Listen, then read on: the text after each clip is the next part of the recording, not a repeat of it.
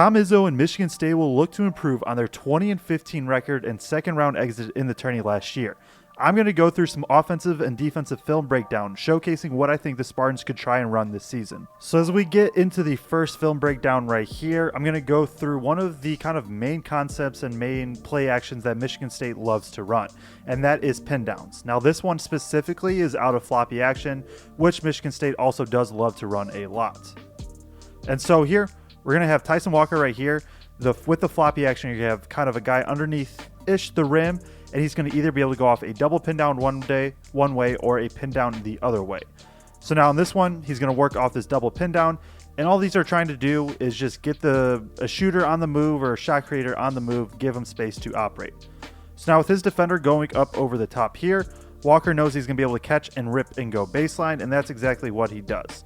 With the clear out here, little good Euro step from Walker, able to get to the rim. So now, obviously, Tyson Walker's no longer there at Michigan State, so who is going to be a guy that maybe could get these shots? Now, one primary candidate, and if it's not this year, then it's definitely in his career, is freshman Kerr Tang. He ran a lot of this stuff in high school, and this is part of a big reason why he's at Michigan State. So it's going to be him right here, and so it's going to be a little bit of a different setup as he's coming up and cutting through the paint, but as he's like right here, it's the same concept, right? He's now kind of underneath the basket. He can run off a pin down one way, or he can run off a staggered pin down the other way. This one's more designed for him to run off the staggered, and that's exactly what's going to happen here.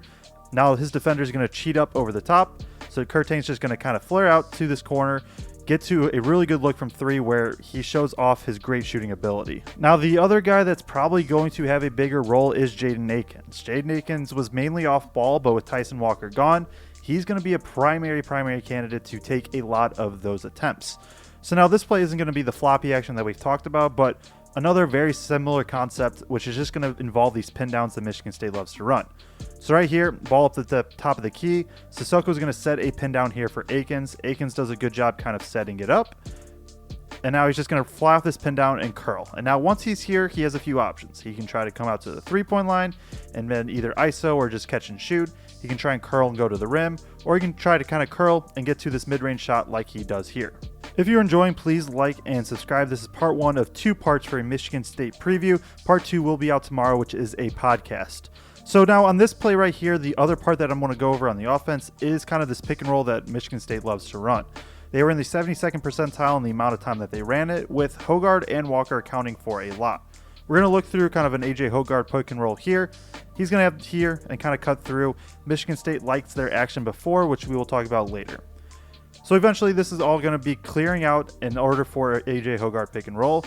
Now defense here is kind of in hedge coverage, with the low man going to be really rotated over underneath the rim. And so now Hoggard's just going to try to draw the big out, keep him with, because this creates a 2-on-1 on the weak side. Once that happens, boom, he knows he has this cross-court skip, 2 hauls, able to knock down the 3. Now, Jeremy Fears might be the next guy that's starting at point guard for Michigan State. Last year, before his injury, he had a 36.6% assist rate, which would have placed him in 15th in the entire country had he qualified based on minutes. I think there's a big chance that he could just end up being very good this season. We'll go through an example here of kind of why I think. So, Michigan State ran through kind of their weave action to get into a pick and roll. They like their movement before. We're going to talk about it next play. All setting up a high pick and roll. Defense, again, kind of in this hedge coverage right here, really trying to force the ball handler out. Now, Fears is able to, again, drag the big out, and so this creates, again, that 2-on-1 on the weak side. He's reading this low man right here, and what I really like is the patience from him. He takes kind of an extra dribble and a hesitation to draw him out, and so right here, as he kind of freezes the defender, once the defender kind of moves up, that's when he's going to throw it to Sissoko down low and allow him to get the dunk. We'll go through it again right here, but draws the big out, looks at the defender. Okay, now I can get him open and lets him go. And so now we are going to talk about that movement. Before we went through a little bit of like, hey, they might run a weave action or a step up, things like that. Another play that they kind of like to run a lot, it wasn't quite shown, but it was potentially like a pin down for Walker, who's going to clear up and come and get this screen, immediately followed by a back screen for Hoggard. Really, all that MSU wants to do is they want to have a guy clearing out of the way from the middle as the ball handler gets the ball up top. So now this is occupying this defender, and it's just trying to create more space. So now okay, high pick and roll can come. This defender's occupied. This defender's shifting up. Weak side defender's there. Illinois is in a deep drop here. And so what Walker would do a ton is just get to this mid-range pull-up like he does here. Now, this next kind of concept that I'm going to go through for Michigan State's offense is one that I'm curious to see if used a lot.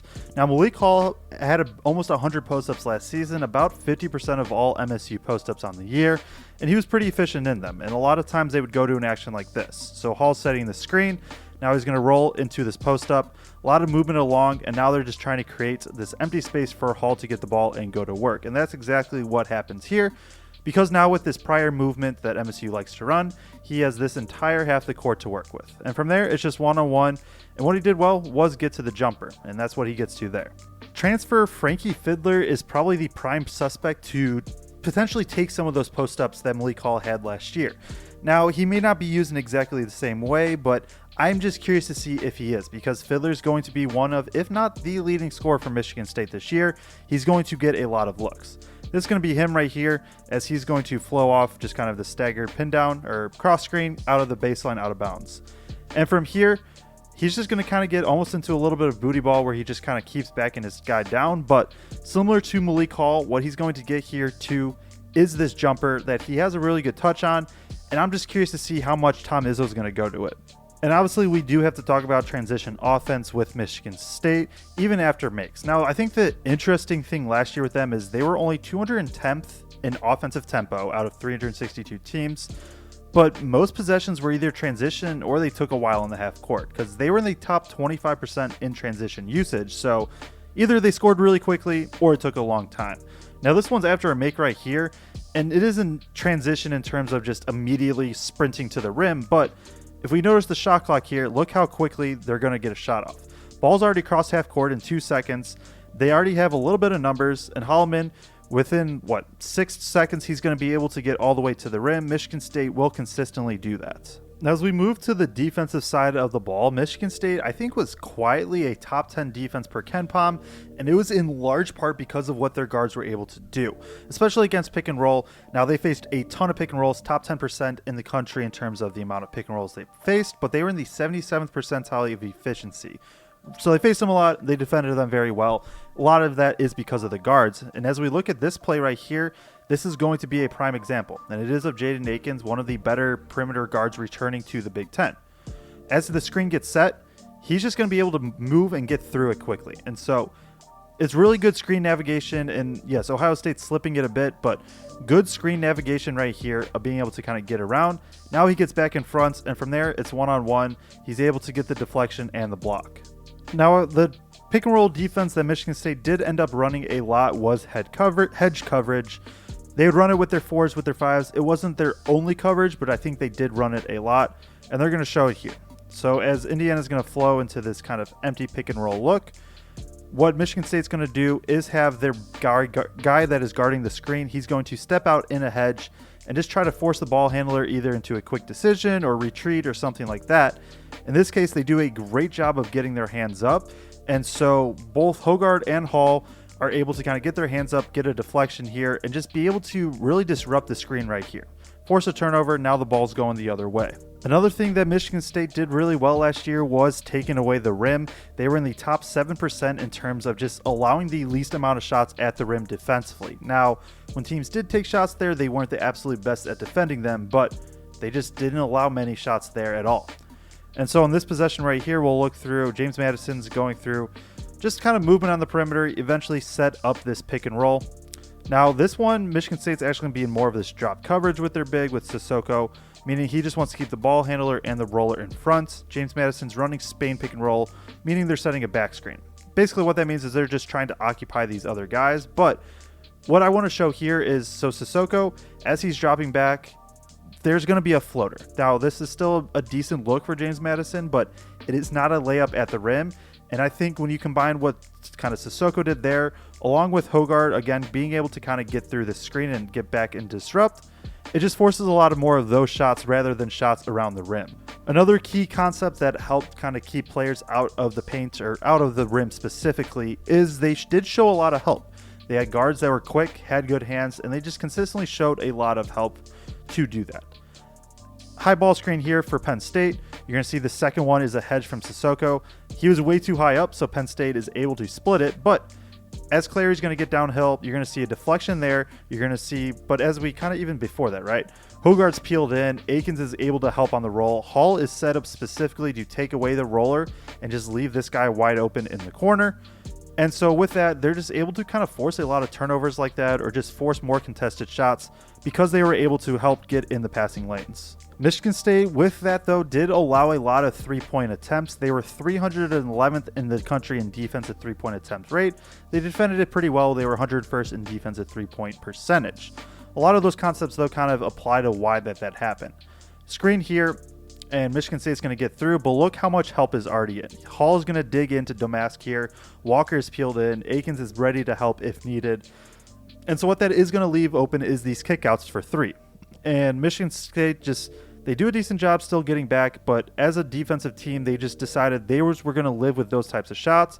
What they wanted to do more than anything was, if there was a driver, they wanted to make sure they had multiple players in the paint at all times. And the other thing defensively that Michigan State did was they slowed the game down. They made you really, really work in the half court.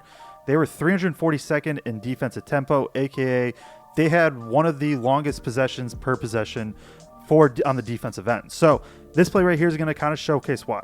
Now, Penn State did take their time getting into the possession, 21 seconds left on the shot clock, but double screen up top, switch. Michigan State, notice, doesn't allow anything to really get inside the three-point line at all. So, okay, now ball's still moving on the perimeter. Now there's a high hedge, keeping the ball again on the perimeter. Akins probably could have stepped over a little to help, but defense gets back. Okay, ball stays on the perimeter. We're going to keep moving. Handoff here, switch. Ball still stays on the perimeter, drive. Great defensive stuff from Walker here. Keeps the ball on the perimeter. And now from here, it's already at 6 seconds, and Penn State is kind of forced to just go into an isolation. Walker is giving up a size advantage here, and that isn't a bad shot from Penn State, but you see how much time they had to waste to just try to get any sort of shot, and that's what Michigan State did defensively consistently, and it's going to be something that they're going to have to figure out again with a new core of perimeter defenders. If you enjoyed, please like and subscribe, and click here for Michigan State's newcomers preview breakdown.